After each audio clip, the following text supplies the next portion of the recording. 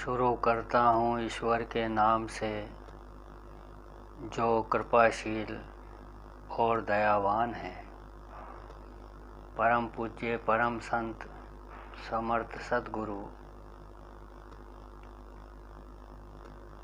महात्मा श्री रघुवर दयाल जी महाराज उर्फ चचा जी महाराज के शिष्य परम संत महात्मा श्री हरबंस लाल जी त्रिपाठी साहब उर्फ श्री दादाजी महाराज का जीवन चरित्र भाग 2।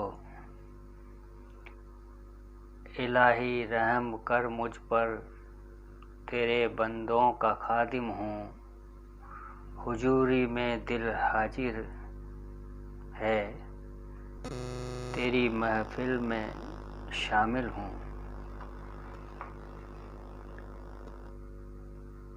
समर्थ सतगुरु श्रीमान रघुवर दयाल जी महाराज उर्फ चचा जी महाराज द्वारा जाप के लिए निर्देशित महामंत्र। हे ईश्वर, तेरी इच्छा पूर्ण हो। यह महामंत्र आध्यात्मिक जीवन का ध्रुव तारा है। इस भाव को हृदय में धारण करके यथासंभव हर समय मन ही मन इसका जाप करना चाहिए। समर्थ सद्गुरु परम पूज्य श्री रघुवर दयाल जी महाराज उर्फ चचा जी महाराज साहब की प्रिय प्रार्थना। न ख्वाहम दौलते दुनिया, न जन्नत रा तलब गारम।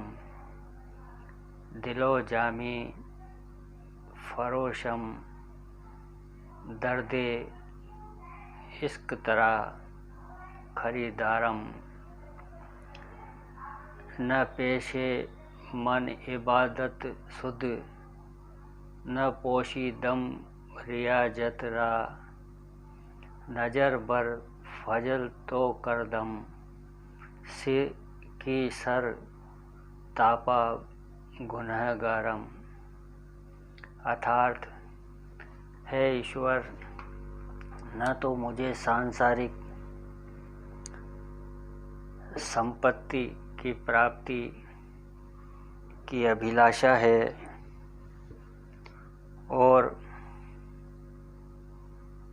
न ही मैं स्वर्गीय सुख को प्राप्त करने की इच्छा रखता हूँ। मैं अपने हृदय व प्राण को समर्पित करके आपके प्रेम की पीड़ा का आनंद पाना चाहता हूँ। मुझसे अभ्यास या उपासना आदि भी नहीं हो पाती, फिर भी मेरी आपसे प्रार्थना है कि मुझ पर कृपा दृष्टि बनाएं।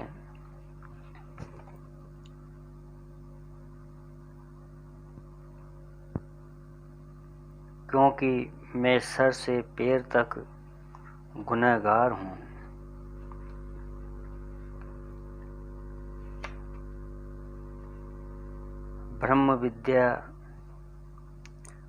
ब्रह्म विद्या एक ऐसी वस्तु नहीं है जिसका कोई वर्णन कर सके। यह तो इल्म सीना अर्थात हृदय से हृदय में जाने वाली विद्या है। इसी से इसको गुप्त या गुह्म विद्या पदार्थ भी कहा गया है। वेद शास्त्र अथवा किसी धार्मिक या सांसारिक पुस्तक को पढ़ने से, तरह तरह के उपदेशों को सुनने से, तीर्थ व्रत करने से, बुद्धि से विचारों की भूमिका बांधने से या किसी तरह के उपाय से ये प्राप्त नहीं हो सकती। यह एक ऐसी वस्तु है कि जिसको जानकर फिर किसी वस्तु को जानने की आवश्यकता नहीं रहती। इसका वर्णन नहीं हो सकता। यह ईश्वर की कृपा और सतगुरु के सहारे ही प्राप्त हो सकती है। महात्मा श्री दादाजी महाराज। श्री दादाजी महाराज द्वारा लिखित पुस्तक प्यारा सतगुरु से गुरु वंदना उदत। कलेजे में चलाने को हमारे तीर बन जाओ, मरीजे इश्क की पूरी दवा अक्सीर बन जाओ। तुम्हारे नूर का सुरमा अगर पहुँचेगा चश्मों में, हृदय में रोशनी होगी कि पुर तासीर बन जाओ। तुम्हारे हाथ में ऐसा सितम जादू का देखा है, चलाते क्यों नहीं खंजर दिली शमशीर बन जाओ। चढ़ाते थे अभी तक गुल जो कब्रों व मज़ारों पर, चढ़ाने के लिए मेरे कबीर व पीर बन जाओ। किया कुर्बान दिल अपना तुम्हारी शक्ल के ऊपर, कलेजे में लगाने के लिए तस्वीर बन जाओ। तेरी फुरकत में मुझको चैन आती है नहीं हरगिज, गले में डालने की तुम मेरे जंजीर बन जाओ। भरोसा था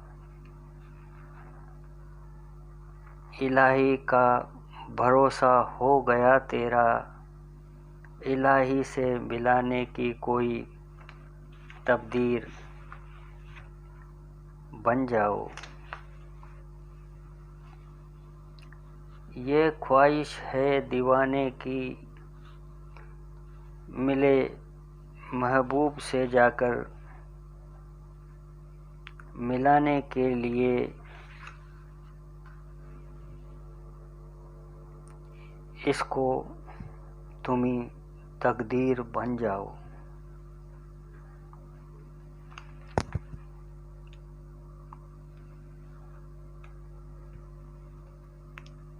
गुरु की एक निष्ठ भक्ति।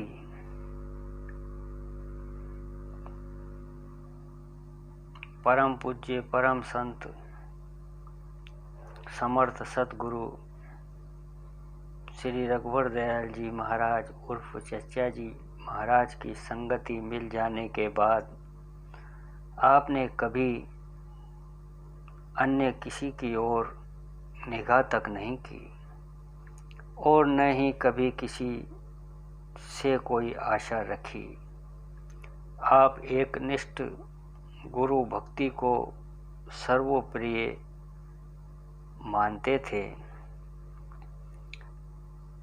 गंगा जमुना सरस्वती सप्त सिंधु भरपूर, तुलसी चातक के मते बिन स्वाति सब धूर। एक भरोसो एक बल एक आस विश्वास, स्वाति सलिल रघुनाथ यश चातक तुलसीदास। यही भाव आपका भी श्री परम पूज्य महात्मा चचा जी महाराज के प्रति था। आपने लिखा भी है, खुदाया दिल में पैदा कर मोहब्बत मेरे साकी की, कदम हो दिल रुबा के और उन पे मेरा सर होना। अपने गुरुदेव परम पूज्य समर्थ सद्गुरु श्री चचा जी महाराज की वंदना करते हुए आपने लिखा है कि तुम्हारे नूर का सुरमा अगर पहुँचेगा चश्मों में, हृदय में रोशनी होगी कि पुर तासीर बन जाओ। किया कुर्बान दिल अपना तुम्हारी शक्ल के ऊपर, कलेजे से लगाने के लिए तस्वीर बन जाओ। भरोसा था इलाही का, भरोसा हो गया तेरा, इलाही से मिलाने की कोई तदबीर बन जाओ। आप अपने गुरुदेव के अतिरिक्त अन्य किसी के विषय में बहुत कम चर्चा करते थे। स्वयं अपने विषय में सामान्यतः कोई बयान ही नहीं करते थे। एक बार पूछने पर आपने बताया कि चचा के संग में आपको 2 घंटे भी सोने या आराम करने का समय नहीं मिल पाता था। प्रातः ब्रह्म बेला में 4 बजे उठकर पहले घर पर पूजन करते, फिर मुँह अंधेरे भाई दुर्गा स्वरूप जी व अन्य एकाध भाइयों के साथ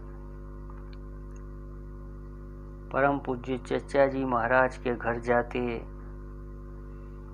परम पूज्य चचा जी महाराज पूजन के लिए सदा तैयार मिलते। प्रातःकाल के पूजन के पश्चात दिन भर की दुकानदारी के बाद शाम को फिर जाना होता। उस समय दुकान 9-10 बजे बंद हुआ करती थी, लेकिन आपको 7 बजे का ही समय बड़ा भारी लगता था।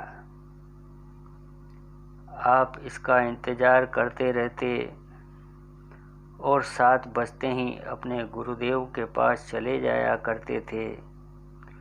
वहाँ से 11 साढ़े 11 बजे आते, भोजन करके फिर ध्यान करने लग जाते, जिसमें 1-2 भी बज जाया करता था। और फिर 4 बजे उठ जाना होता था। इस प्रकार अनवरत पूजन व साधन ही चला करता था।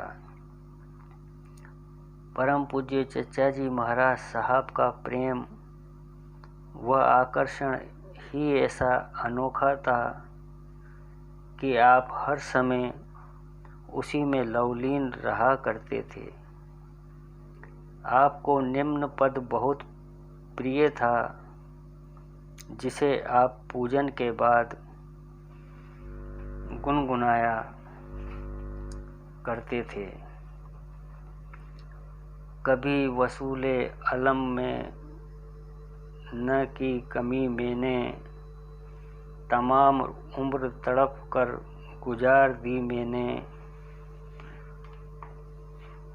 जो पाई दर्दे मोहब्बत में कुछ कमी मैंने, तुम्ही को सौंप दी घबरा के जिंदगी मैंने। वो आ गए आते हैं आ रहे होंगे, शबे फिराक से कहकर गुजार दी मैंने। सुनी जो पाँव की आहट तो जाम छूट गया, मिली जो आँख सुराई ही तोड़ दी मैंने। यह पद एक सच्चे प्रेमी की पराकाष्ठा पर पहुंची हुई हालत का बयान है। प्रारंभ में वह गुरु के बताए हुए उसूलों पर चलते रहने में अपनी ओर से कतई कोई कमी नहीं रहने देता। इससे उसकी सारी शक्तियाँ एक बिंदु पर केंद्रित होकर प्रेम की ऐसी उत्तेजना पैदा कर देती है कि उसी धुन में हर क्षण लगा रहने लगता है। यही आगे चलकर हृदय की तड़प में बदल जाती है और फिर ईश्वर की कृपा से इस व्याकुलता व तड़प में उसे एक ऐसा अनोखा आनंद अनुभव होने लगता है जिसे वह कतई कम होते नहीं देख पाता और अपना सब कुछ निछावर करके इस हालत पर कायम रहता है। स्वामी रामकृष्ण परमहंस जी महाराज कहा करते थे कि समुद्र में एक प्रकार की सीपी होती है जो समुद्र तल पर व्याकुल होकर मुंह फैलाए दौड़ती रहती है और जैसे ही स्वाति की एक बूंद उसके मुंह में पड़ जाती है उसका मुंह बंद हो जाता है और वह सागर के अथाह जल में डूब जाती है। फिर उसके अंदर ऐसी गर्मी व प्रकाश उत्पन्न होता है जिसमें आनंद मग्न होकर वह सुध बुध भूल जाती है। उसके हाड़ मांस सब गल जाते हैं और उसे पता तक नहीं लगता और जब गोताखोर ऐसी सीपी को पाकर उसे खोलता है तो वह मोतियों से भरी हुई होती है। यही हाल सच्चे जिज्ञासु भक्तों का सतगुरु की संगत में रहने से हो जाया करता है। परम पूज्य परम संत समर्थ सतगुरु श्रीमान चचा जी महाराज कहा करते थे, जमी टल्लत जमा टलत मगर बंदा नमी टल्लत, अर्थात कुछ भी क्यों न हो जाए परमात्मा के सच्चे बंदे परमात्मा के पास से कभी नहीं हटते। यही जड़ चेतन की ग्रंथि के खुलने का समय होता है जब अज्ञान रूपी अंधकार सदा के लिए मिट जाता है। आत्मा को अपनी पूर्णता का आभास होने लगता है।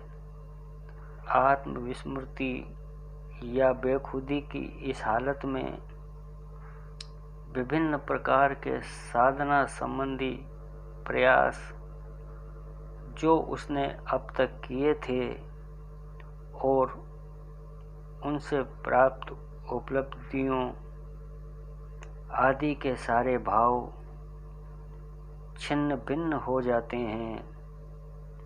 उसका द्वैत भाव मिट जाता है और आत्मा अपनी पूर्णता को प्राप्त कर उसी में प्रतिष्ठित हो जाती है। पूज्य दादाजी महाराज ने लिखा है, बखुदी मैं आन जब देखता हूँ आपको, मेरे जलवे में छुपा जलवा है मेरे यार का। ये हालत गुरु की एक निष्ठ भक्ति से ही प्राप्त हो सकती है। निष्ठा में परिवर्तन कोई अच्छी बात नहीं है।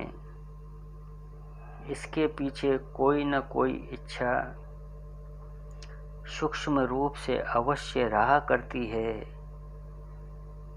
जो विशुद्ध अद्वैत स्थिति पर नहीं पहुंचने देती। एक बार आपने निम्न पद पढ़ा, फना के बाद भी दिल में ख्याले यार बाकी है, खुली आंखें तो देखा हसरते दीदार बाकी है। और कहा कि ईश्वर को पाने की इच्छा भी इच्छा ही है, जो पर्दे या रुकावट का काम करती है।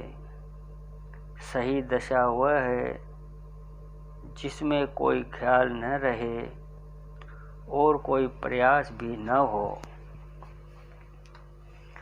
यह स्थिति गुरु में पूर्ण श्रद्धा, पूर्ण निर्भरता व पूर्ण निष्ठा से ही प्राप्त होती है।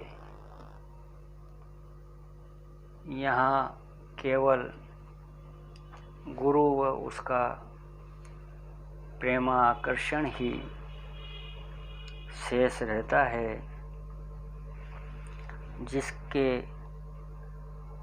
दिव्य प्रभाववश असल स्थिति स्वतः प्रकट हो जाती है। इस परम स्थिति के विषय में स्वामी राम तीर्थ जी महाराज ने लिखा है, न है कुछ तमन्ना न कुछ जुस्तजू है, जिधर देखता हूँ तू ही रूबरू है। गुलिस्तां में जा कर के हर गुल को देखा, वहाँ तेरी ही रंगत व तेरी ही बू है। मिटा मेरा तेरा हुए एक ही हम, कि सागर में साकी महा में न तू है। ये सहज मार्ग के पराकाष्ठा पर पहुंची हुई स्थिति का बयान है, जिसमें न तो कोई इच्छा शेष रहती है और न ही कोई प्रयास करना होता है।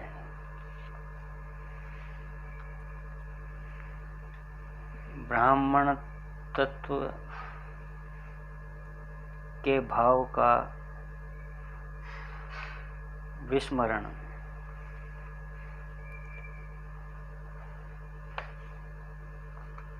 परम पूज्य दादाजी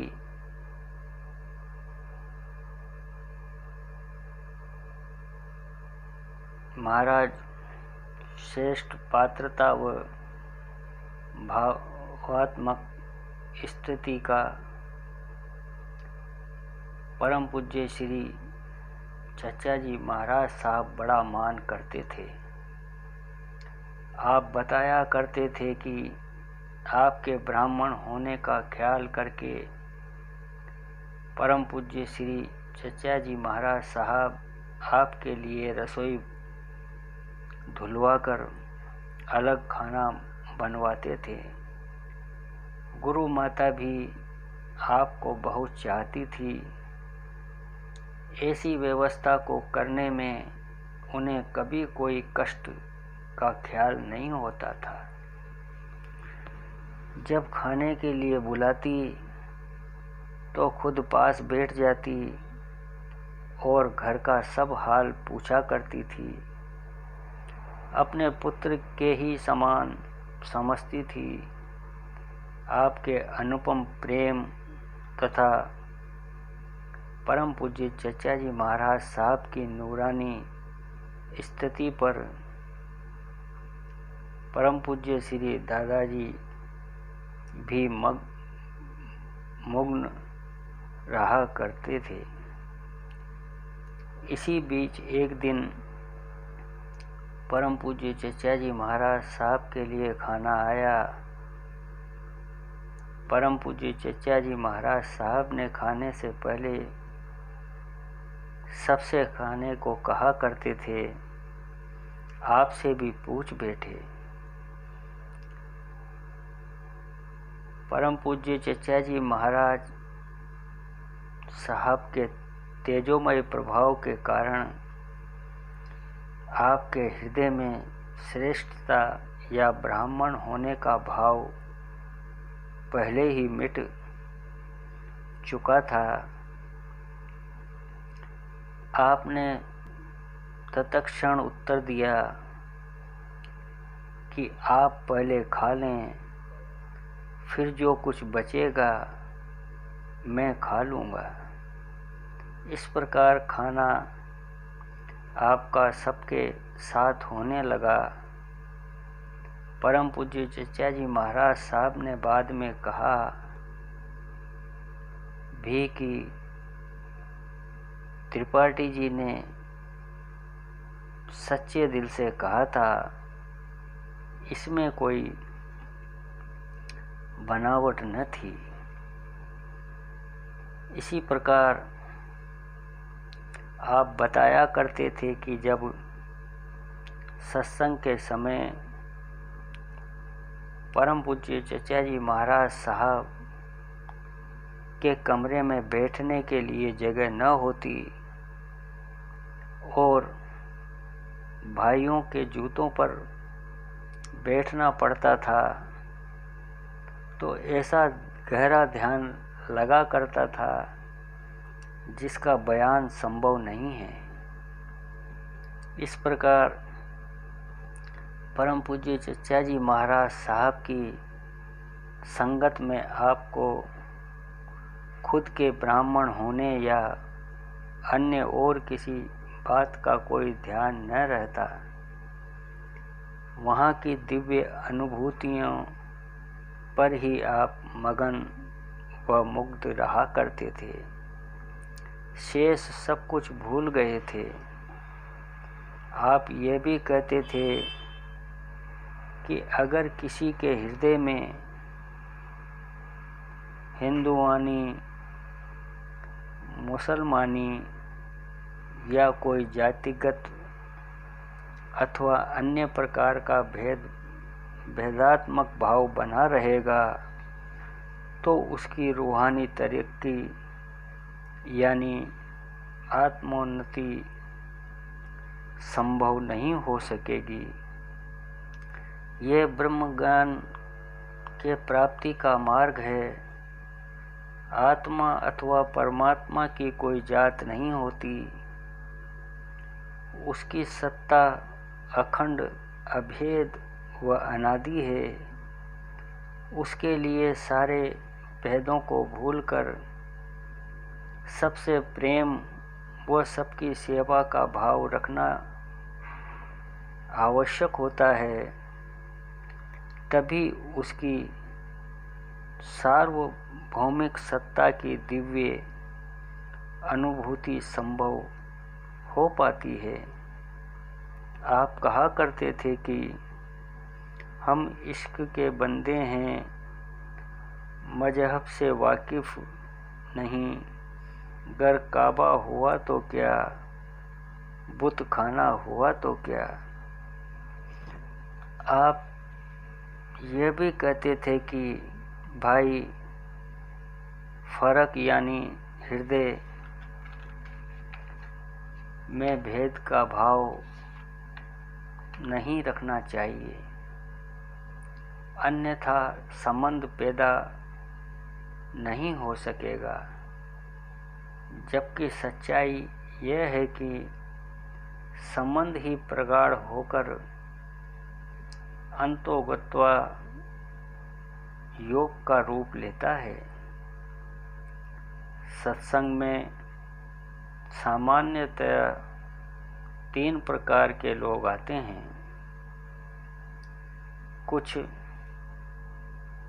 ऐसे होते हैं जो गुरु के संग में मिलने वाले आनंद, शांति या अन्य प्रकार के लाभों का अधिक ध्यान करते हैं। गुरु की आज्ञा पालन का समुचित ध्यान नहीं रखते। ऐसों के लिए कभी कदा आप कहते हो कि अगर पारस को छूकर सोना बन गए तो क्या हुआ, पारस बनो। दूसरे कुछ ऐसे होते हैं जिनसे कहना पड़ता है और वे उसका ध्यान भी रखते हैं। आज्ञा पालन में कमी होने पर उन्हें चिंता व पश्चाताप भी होता है। ऐसे लोग धीरे धीरे काफ़ी कुछ उन्नति कर जाते हैं, लेकिन सब में श्रेष्ठ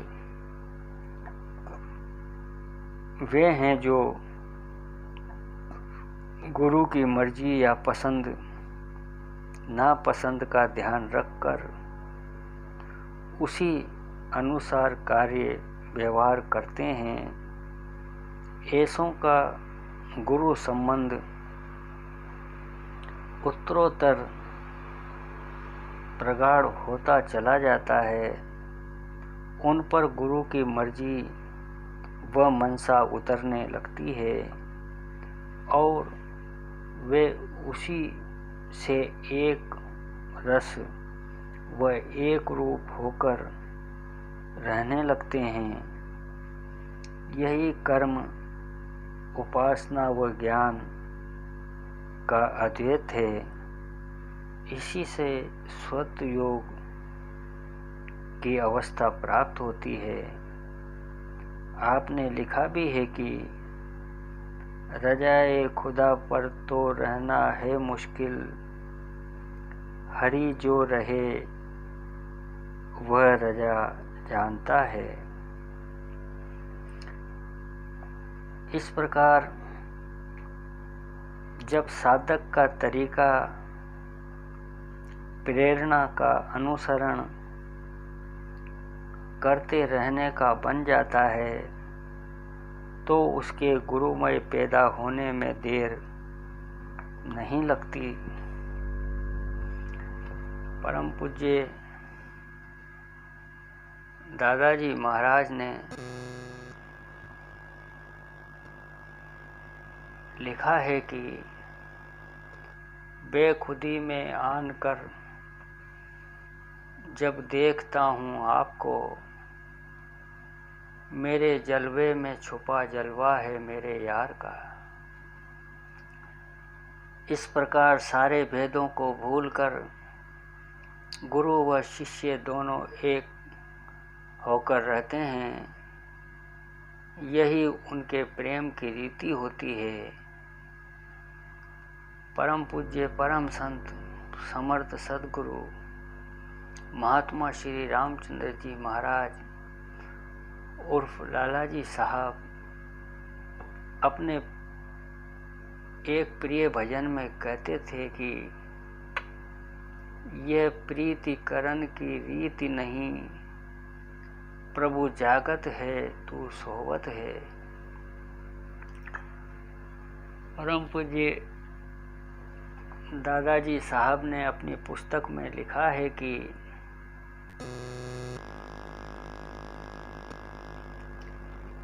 जिक्र में फिक्र हो, फिक्र में जिक्र हो, यही तर्जे उल्फत हमारी तुम्हारी। अंतर्यामी गुरुदेव व तद्रूपता की स्थिति। परम पूज्य दादाजी महाराज बताया करते थे कि हमारे गुरु महाराज हमारे हर ख्याल का ख्याल रखते थे।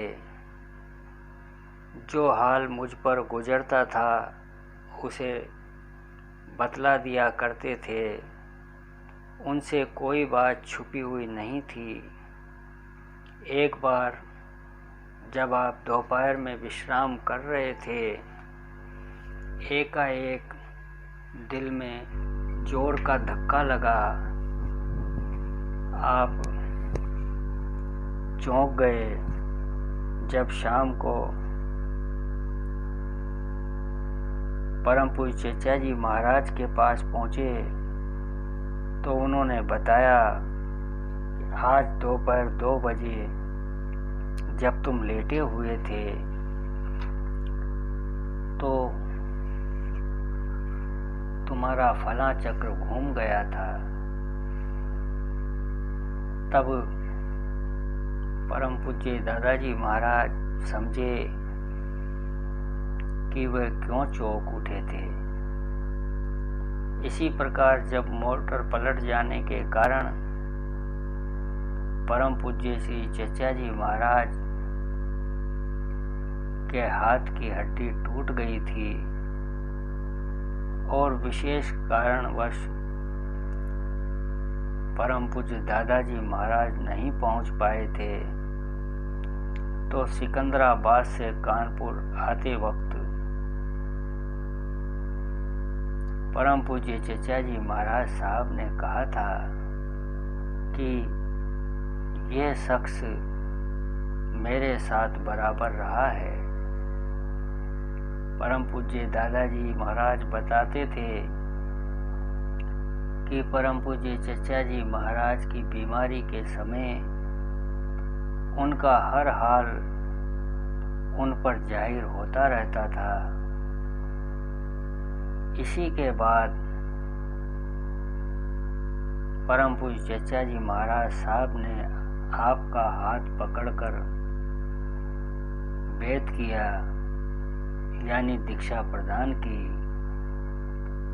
और सामने बिठाकर विशेष तवज्जो दी, वह ध्यान करवाया। इस प्रकार जब अपनी बड़ी लड़की की शादी के समय प्रबंध व्यवस्था में अत्यधिक व्यस्त रहकर 2 दिनों बाद आप श्री परम पूज्य चेचा जी महाराज साहब की खिदमत में उपस्थित हुए और सकुशल शादी निपट जाने की बात कही, तो परम पूज्य चेचा जी महाराज साहब ने कहा कि लेकिन 2 दिनों से तुमने मुझे खाना नहीं खिलाया है। परम पूज्य दादाजी महाराज कहते थे कि इस गफलत का मुझे सख्त अफसोस रहा।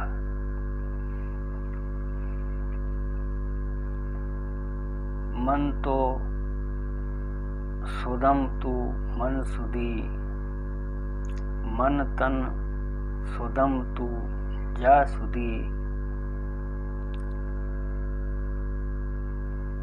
ताकश न गोयद बाद जी, मन दीगरम तू दीगरी।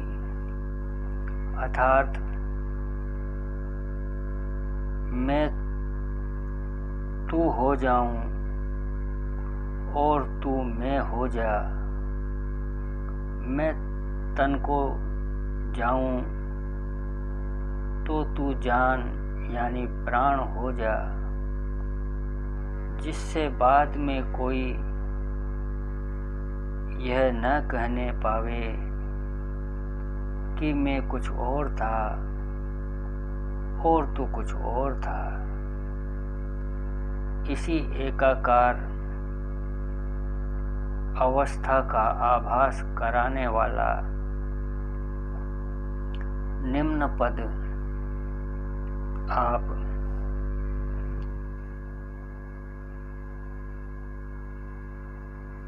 कभी कदा पूजन के बाद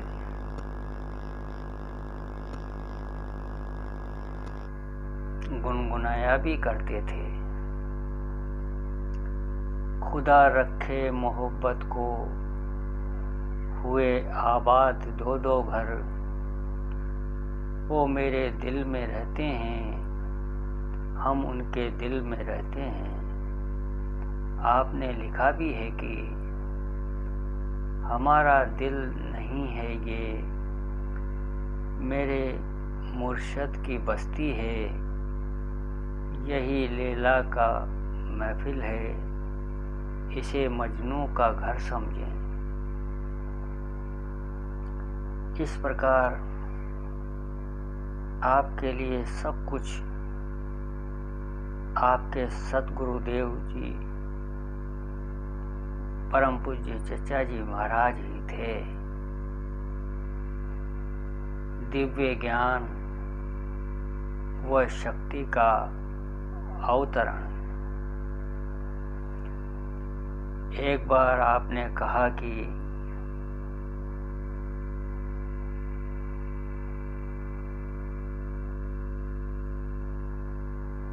तुम वेदांत का अध्ययन करो। इस पर परम पूज्य दादाजी महाराज को चिंता हुई कि वेदांत कहाँ से और कैसे अध्ययन शुरू करूं। इसी फिक्र में था कि गुरु आज्ञा का पालन कैसे हो, कि उसी समय परम पूज्य चचा जी महाराज साहब की कृपा से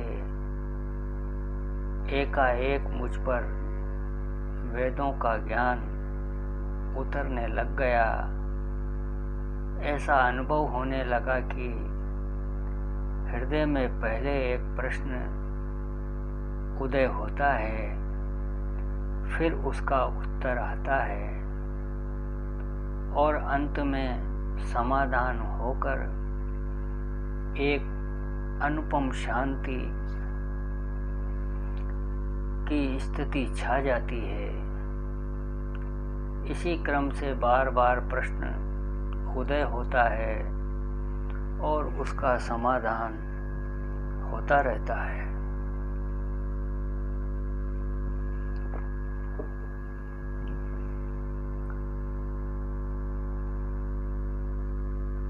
यह स्थिति काफी समय तक चलती रही। फिर प्रश्नों का उदय होना बंद हो गया और शांति की अनुपम अवस्था बराबर बनी रहने लगी। यह भी बताया कि इन स्थितियों का हाल हम परम पूज्य चचा जी महाराज साहब को बताते रहते थे। अंत में जब प्रश्न उठने बंद हो गए तो परम पूज्य चचा जी महाराज साहब ने अलग बिठाकर आपको तवज्जो दी और अपने असल रूप के दर्शन कराए, जो एक बहुत बड़े प्रकाश पुंज के रूप में था। इसी बीच आपको अनेकों अन्य अनुभूतियां व साक्षात्कार की स्थितियां आई, जिनका क्या वर्णन किया जाए। ऐसा कहकर आप गहरे ध्यान में डूब गए। इसके बाद एकाध बार आपने कहा कि परम पूज्य चचा जी महाराज साहब की मुझ पर बड़ी कृपा थी। उन्होंने मुझ पर वेदों को उतारा व अपने वास्तविक रूप के दर्शन कराए। वास्तविक ज्ञान तो परमात्मा की देन है, जो सतगुरु कृपा से निर्मल चित्त वाले प्रेमी साधक पर उतरता है। यह वाचिक या वाणी का विषय है ही नहीं, इसलिए इसे आसमानी या पराविद्या भी कहा जाता है। यह हृदय में जाने वाली विद्या है। इसको शक्तिपात भी कहते हैं। यही कारण है कि समय व परिस्थिति के उत्पन्न होते ही योगेश्वर श्री कृष्णचंद्र जी महाराज ने पल भर में अपेक्षित संपूर्ण विद्या, विज्ञान व शक्ति अपने परम प्रिय शिष्य अर्जुन के हृदय में उतार दी, जिसका आधार लेकर वह महाभारत जैसे भीषण युद्ध में विजयी हुए। उसकी जिज्ञासा को शांत करने के लिए अपने विराट रूप के दर्शन कराए और अपनी निर्मल भक्ति देकर उसे कृतार्थ कर दिया। यही हाल परम पूज्य परम संत समर्थ सतगुरु श्रीमान चचा जी महाराज साहब की ओर से परम पूज्य श्री दादाजी के विषय में भी हुआ। उन्होंने एक अलौकिक घटनाक्रम में आपके माध्यम से लोक कल्याण का कार्य कराने हेतु अपेक्षित वेदों का ज्ञान व अनेकों अन्य विद्याएं व शक्तियां आपको प्रदान कर दी और अंत में अपने दिव्य रूप का दर्शन कराकर हर प्रकार से आपको तृप्त व निहाल कर दिया। इसी के कुछ समय बाद परम पूज्य परम संत समर्थ सतगुरु श्रीमान चचा जी महाराज साहब ने आपको पूर्ण अधिकार प्रदान कर लखनऊ जाने तथा वहाँ सत्संग का सेवा कार्य कराने के आदेश दिया था। परम पूज्य श्री चचा जी महाराज साहब ने अपने सतगुरुदेव हजरत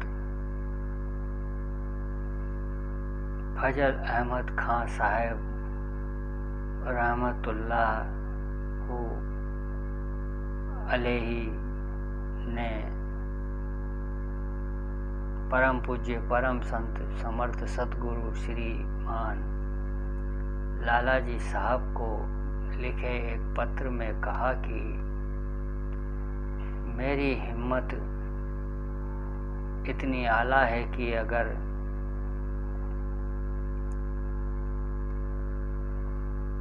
किसी अमर को अनहोना ख्याल नहीं करता, जिस पर हिम्मत करता हूँ वही होती है, उसी का जुहूर होता है। सच्चे संत या फकीर के हृदय में पैदा हुआ शुद्ध संकल्प घटित होकर ही रहता है। यही बात यहाँ भी हुई। परम पूज्य समर्थ सतगुरु श्रीमान चचा जी महाराज साहब को ख्याल हुआ और उनके कहने के बाद ही परम पूज्य श्री दादाजी पर ईश्वरीय देन के रूप में वेदों के ज्ञान की धारा उतरने लग गई और यह क्रम तब तक चलता रहा जब तक एकाकार वृत्ति उदय नहीं हो गई और सब कुछ एक रस नहीं हो गया। सीखने सिखाने का खेल खत्म हो गया और दोनों एक हो गए। इसी के बाद परम पूज्य समर्थ सतगुरु श्रीमान चचा जी महाराज साहब ने एक दिन आपसे कहा था, सीखा तो तुमने सीखा। इस पर आपने कहा कि हमको तो मालूम नहीं कि क्या सीखा। इस पर परम पूज्य चचा जी महाराज साहब बहुत खुश हुए और कहा, हाँ भाई, हमको भी पता नहीं कि क्या सिखाया, लेकिन यही ठीक है। बंधुवर,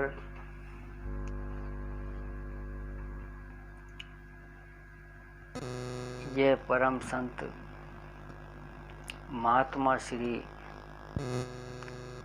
हरबंस लाल जी त्रिपाठी साहब के जीवन चरित्र का दूसरा भाग है।